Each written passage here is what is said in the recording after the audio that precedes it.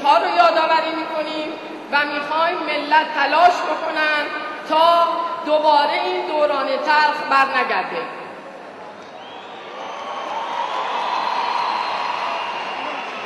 مطمئناً در این جمعی که من حضور دارم و افتخار حضور دارم نیاز نیست من شرایط الان رو باز بکنم. من مطمئن هستم و امیدوارم چنین اتفاقی نیفته.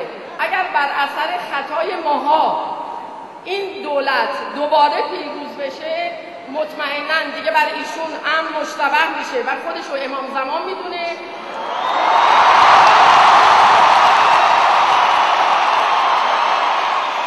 من به عنوان یک شهروند، به عنوان یک ایرانی، از جناب آقای میرحسین، از جناب آقای کروبی میخوام که تا انتخابات رفاقت و دوستی هاشون رو حفظ کنن. ما نباید میدان به رقبا بدیم. ما نباید با عملکردمون که حالا خدایی نکنه غلط باشه باعث پیروزی دیگران بشیم. ما نباید رقیب رو اشتباه بگیریم و به جون همدیگه بیفتیم.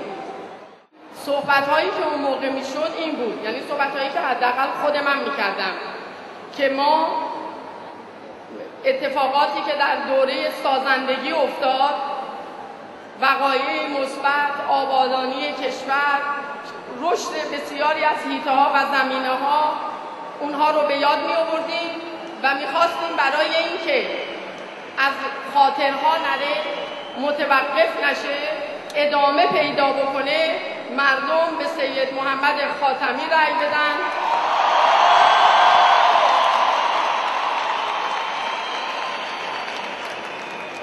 تا دوران سازندگی بتونه با افتخار ادامه پیدا بکنه. الان شرایط دقیقاً برعکسه.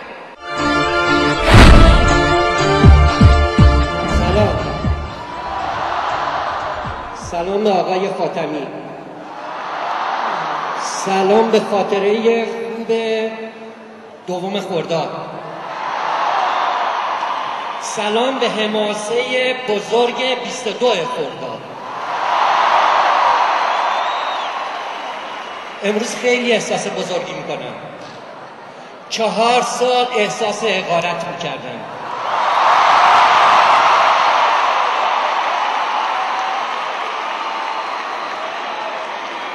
چهار سال با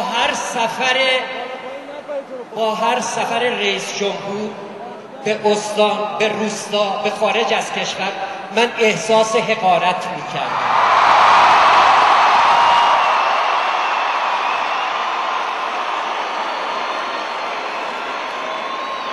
چهار سال از هر تریبونی که دستشون میگرفتن من احساس حقارت، کوچکی میکردم.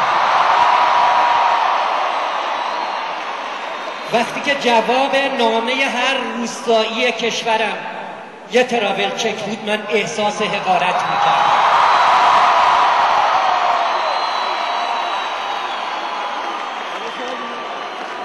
وقتی که فقر تمام ایران رو گرفت من احساس حقارت کردم.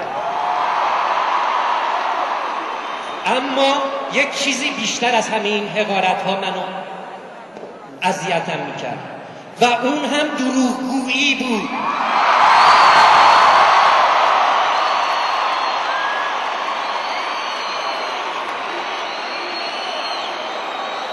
چهار سال همه چیز رو با دروغ پنهان کردن. فقط با تریبونی که دستشون بود و ما نداشتیم. 4 سال یک آدم کوچولو منو کوچولو کرد.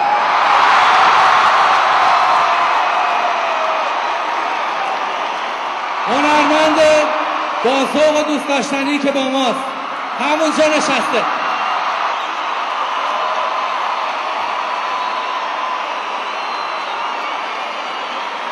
اشتباهی رو که 4 سال پیش کردیم تکرار نکنیم.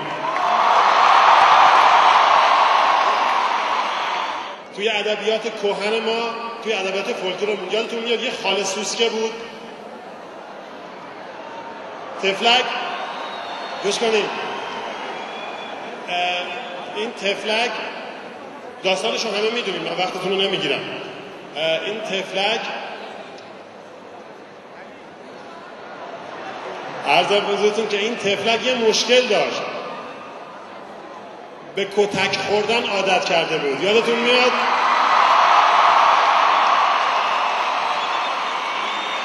به همه میگفت اگه من زنت بشم منو با چی میزنی؟ یادتون میاد؟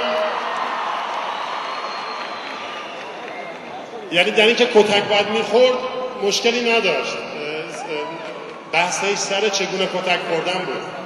ما تو این 4 سال خاله سوسکه شده بودیم، میزدنمون.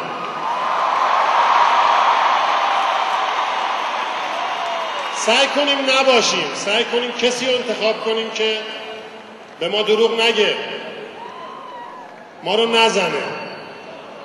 سعی کنیم قهر نکنیم از انتخابات. مرسی.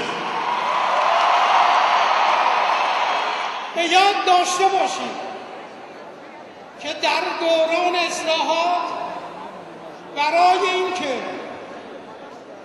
تریبون اصلاحات رو از بین ببرن و جلوش رو بگیرن، به صورت فنی و توسط افراد کوچکی در خارج از دولت اقدام می‌کردن و به این وسیله پنجه در صورت دولت و اصلاح طلبان می‌کشیدن.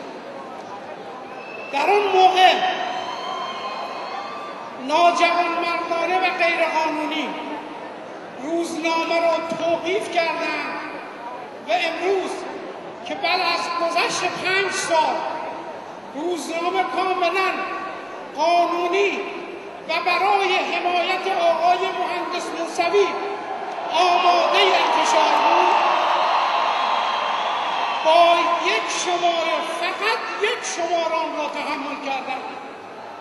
اما این بار نه توسط افراد کوچک و میاندارانشون، بلکه توسط دولت نهم و وزارت ارشادشون صفاکی علیه مطبوعات پایان می‌پذیرند.